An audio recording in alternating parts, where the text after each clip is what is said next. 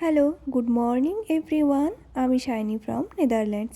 আজকের গল্পে আপনাদের সবাইকে স্বাগত জানাই। কেমন আছেন সবাই? আশা করি সবাই খুব ভালো আছেন। আজকে আমরা নেদারল্যান্ডস থেকে ইন্ডিয়া ট্রাভেল করছি, আর আমাদের জার্নি শুরু হয়ে গেছে, যার জন্যে ট্রেনে উঠে বসেও পড়েছি। আর এখানকার ট্রেন জার্নি যে কী মনোরম হয় তা আর ভাষায় বলার মতো নয়। ট্রেনগুলোও হয় অতিরিক্ত সুন্দর আর সাজানো গোছানো। দেখুন, কেউ বলতে পারবে যে আমি ট্রেনে বসে আছি? আর একটুও জার্নি হচ্ছে বলে মনে হচ্ছিল না।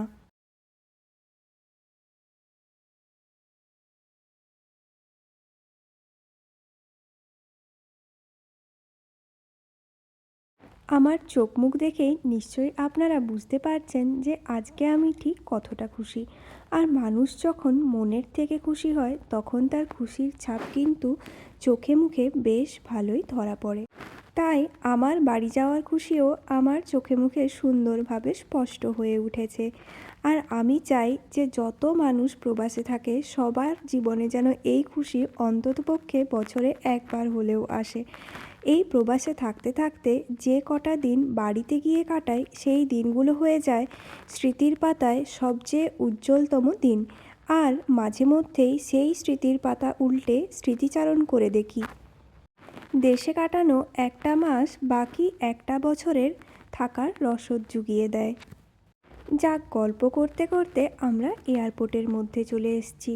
আর এয়ারপোর্টে চেক ইন বা বোর্ডিং পাস নেওয়ার বেশ টাইম অনেকটাই কাটিয়ে উঠেছি, এবং এখন আছি একটা চকলেটের দোকানে, আর যেখান থেকে দেশের জন্যে বা বাড়ির প্রিয়জনদের জন্যে কিছু চকলেট নিয়ে যাব।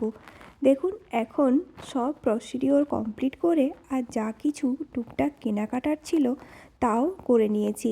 এখন শুধু অপেক্ষার পালা। আমার প্লেন কখন আসবে আর আমাকে নিয়ে যাবে আমার গন্তব্যস্থল, আমার দেশের মাটিতে। এয়ারপোর্টে এসে দেখলেই মনে হয় যে কত মানুষ প্রত্যেকটা মিনিটে প্রত্যেকটা ঘন্টায় ট্রাভেল করছে এক দেশ থেকে অন্য দেশে। কেউ হয়তো তার প্রিয়জনের কাছ থেকে দূরে যাচ্ছে, বা কেউ প্রিয়জনের কাছে ফিরে যাচ্ছে। এখন তো শুধু অপেক্ষারই পালা। এখনও তো আমস্টারডাম এয়ারপোর্টেই আছি, জানি না কখন বেরোনো হবে। এখন 2:05 মতো বাজে, আর 3:05-এর সময় আমরা এখান থেকে বেরোবো আর কি, মানে ফ্লাইট টেক অফ করবে। এখনই এই অবস্থা, আর কালকে বাড়ি পৌঁছাতে পৌঁছাতে কি হবে কে জানে। দেখা যাক কি হয়। এখনো পর্যন্ত তো সব ঠিকই আছে। আমি বেশ দূরে একটা চেয়ারে বসেছিলাম, তবে বোর্ডিং হবে F8 গেটে, তাই ওই গেটের সামনে এসে বসলাম। আর কিছুক্ষণের মধ্যেই বোর্ডিং শুরু হয়ে যাবে, তো তাই খোঁজ খবর ঠিকঠাকভাবে রাখার জন্যেই এলাম এখানে। ওই যে দেখুন লেখা আছে দোহা ডিপারচার আছে 3:05-এ। আর আমরা যেখানে যাব সেই দোহার টেম্পারেচার এখন কি, বা কীরকম সেখানকার ওয়েদার, সে সম্পর্কে পুরো একটা বিস্তারিত বিবরণ ওই টিভিটার মধ্যে ওনারা দিয়ে রেখেছেন। এখানে যত মানুষকে দেখতে পাচ্ছেন তারা সবই কিন্তু আমাদেরই সহযাত্রী। একটা ফ্লাইটে প্রচুর মানুষজন করতে পারে, আর এই ফ্লাইটটা ছিল প্রচণ্ড বড়। এই যে আমি আমার ব্যাগপত্র নিয়ে এখন ফ্লাইটে উঠে গেছি। দেখুন, ফ্লাইটটা কিন্তু বেশ বড়, আর এই সবে বোর্ডিং শুরু হয়েছে, যার জন্যে প্রচণ্ড ভিড় লেগে গেছে। যাক, ওই যে সিটটাও খুঁজে পেয়ে গেছি। আর সিটে আমাদের যেহেতু লং ফ্লাইট জার্নি থাকে, তার জন্যে যাতে কমফোর্টেবলি যেতে পারি, তাই ওই ব্ল্যাঙ্কেট, বালিশ, সাথে হেডফোন, টিভি দেখার জন্যে এনারা দিয়ে থাকেন, আর যেটা সত্যিই খুব কাজের হয়। যাক, এই তো বসে গেছি, আর কি, এরপর শুধু ফ্লাইটটা টেক অফ করার অপেক্ষায়। এখন আমরা আছি আমস্টারডাম এয়ারপোর্টে, আর আমস্টারডাম থেকে যাব দোহা, দোহা থেকে যাব দিল্লি, দিল্লি থেকে যাব কলকাতা। বেশ অনেকটা লম্বা ফ্লাইট জার্নি। জানি না কতক্ষণ পর নিজের ঘরের মানুষকে দেখতে পাবো। এই যে ফ্লাইট টেক অফ করলো, আর নিচটা কি অপূর্ব সুন্দর দেখতে লাগছে না? It's really amazing. সত্যি বলছি, যখন ফ্লাইটটা টেক অফ করে তখন যেমন সুন্দর লাগে, ঠিক ততটাই বোর লাগে যখন অনেকক্ষণ ফ্লাইটে বসে থাকি। এখন আধ ঘন্টা মতো সময় পার হয়েছে, তার মধ্যে এনারা আমাদেরকে ওই স্ন্যাক্স দিয়ে গিয়েছিল। তারপরে আর ক্যামেরাটা ধরা হয়নি। তবে এখন কিন্তু আরও 2 ঘন্টা টাইম পেরিয়ে গেছে। সাথে আমাদের আজকের লাঞ্চ এনারা সার্ভ করে দিয়েছেন। লাঞ্চ মেনুতে তো প্রচুর অপশান ছিল। ইনফ্যাক্ট যখন আমরা ফ্লাইটের জন্যে টিকিট বুক করি তার আগে এনারা আমাদেরকে মেনু সিলেক্ট করার জন্যে বেশ অনেক অপশান দেন। তার মধ্যে থেকে আমি এবারে এশিয়ান ভেজিটেরিয়ান মিল সেটা সিলেক্ট করেছিলাম। সেই অনুযায়ী ওনারা আমাকে দিয়েও গেছেন। এখানে ছিল ফ্রায়েড রাইস, আর ওপরে ওই লাল কালারের যেটা দেখতে পাচ্ছেন ওটা হলো ক্যাপসিকাম। সাথে ছিল ওই ডাল ফ্রাই টাইপের, আর এইদিকে বেশ খানিকটা পরিমাণে সবজি দিয়েছিলেন। সবজি বলতে এর মধ্যে ছিল শাক, বিনস, কর্ন এইসব। তবে আমাদের মতো ওরম সবজি না, এটা জাস্ট বয়েল করা ছিল সেরমই মনে হচ্ছিল। ওইদিকে ছিল স্প্রাউট স্যালাড, আর ওই যে গ্লাসের মধ্যে জুসেরও বেশ অনেক অপশান থাকে, তবে আমি অরেঞ্জ জুসটাই নিলাম। আর এখানে কিন্তু ফুল একটা মিল দিয়ে থাকে। ফুল মিল বলতে ওই starter, juice, main course, dessert. এরপর তাহলে ডেজার্টটা খেয়ে দেখি। ভয়ানক মাঝে খেতে।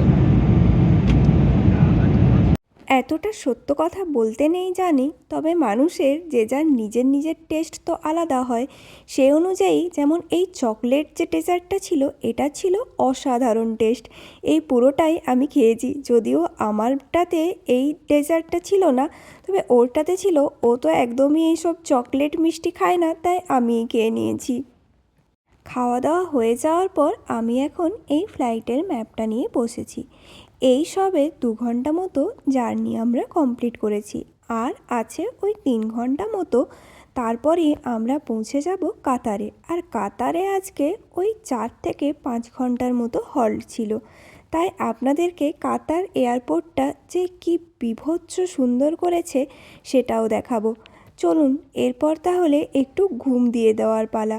বেশ অনেক সকালে উঠেছিলাম, তাই ঘুমও চলে এসছে। ওই যে টিভিটাতে লেখা আছে না, টাইম টু ডেস্টিনেশন, মানে 2 ঘন্টা 42 মিনিট পরে আমরা আমাদের ডেস্টিনেশনে পৌঁছাবো। আর টাইম সিন্স ডিপারচার মানে 3 ঘন্টা 3 মিনিট ধরে আমরা এই মাঝ আকাশে উড়ছি।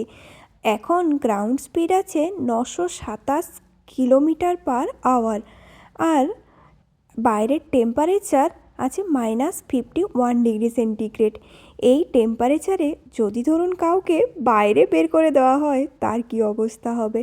আর বাইরেটা কি ঘুটঘুটে অন্ধকার দেখেছেন, কিছু তো দেখা বোঝা কিছুই যাচ্ছে না। জানি না কোথায় পৌঁছালাম আর কতক্ষণ পরই বা পৌঁছাবো।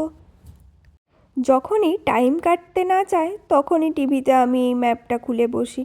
এখনও 1 ঘন্টা, আর পাচ্ছি না বাবারে। এইটুকু আসতেই আমি টায়ার্ড হয়ে গেলাম। জানি না আর কত দূর কী করে যাব। যাক বাবা, অনেকক্ষণ পরে আলোর দেখা পাওয়া গেছে, মানে আমরা এরপর ল্যান্ড করার খুব কাছাকাছি চলে এসেছি। আর হয়তো 5 থেকে 10 মিনিটের মধ্যে ল্যান্ড করে যাবে। আর খুব ইজিলি এবং সেফ ল্যান্ডিং করেছে। আজকের পাইলট আমাদেরকে খুব একটা বেশি ঝাঁকানি দেননি। ওই যে দেখুন লাইন দিয়ে বাদবাকি সব ফ্লাইটগুলো দাঁড়িয়ে আছে, সেখানেই লাইন দেবে আমাদের এই ফ্লাইটটাও। তারপর আমরা এয়ারপোর্টের মধ্যে যেতে পারবো। আর এয়ারপোর্টটা তো শুনেছি এতটাই সুন্দর, সেখানে বেশ ভালোভাবে দিন কেটেই যাবে। তারপর রওনা দেব পরের ফ্লাইটের জন্যে। ওই যে দেখুন সামনে একটা গাড়ির মতো এগিয়ে আসছে, আর যেটা বাইরে থেকে কাঁচ দিয়ে ঢাকা, সেটা দিয়েই আমরা এখন এয়ারপোর্টের মধ্যে যাব। এটার সাথে আমাদের ফ্লাইটের যে ডোর আছে সেটার কানেক্ট হবে, তারপরই আমরা ভেতরে যেতে পারবো। কত সব নিয়ম, কতই না প্রসিডিওর। যাক, ফ্লাইট থেকে নেমে এখন আমরা এসছি এই বড় যে বোর্ডটা দেওয়া আছে তার সামনে, আর যেখানে ফ্লাইটের ইনফরমেশান দেওয়া থাকে। সেখান থেকে দেখে নিলাম আমাদের নেক্সট ফ্লাইটের জন্যে কোথায় যেতে হবে। বেশ অনেকক্ষণ পরে মাটিতে নামতে পেরে বেশ ভালোই লাগছে। আমার ব্যাগটা দেখুন কি বড় হয়েছে। ওয়াকিং লিফটগুলো এতটাই আস্তে চলে যে সেটার মধ্যে দিয়ে হেঁটে তো যেতেই হবে। দেখুন এই যে এয়ারপোর্টটা এই সবে আসলাম, পরের ভিডিওতে শেয়ার করব যে পুরো এয়ারপোর্টটা ঠিক কতটা সুন্দর। ততক্ষণের জন্য অপেক্ষা।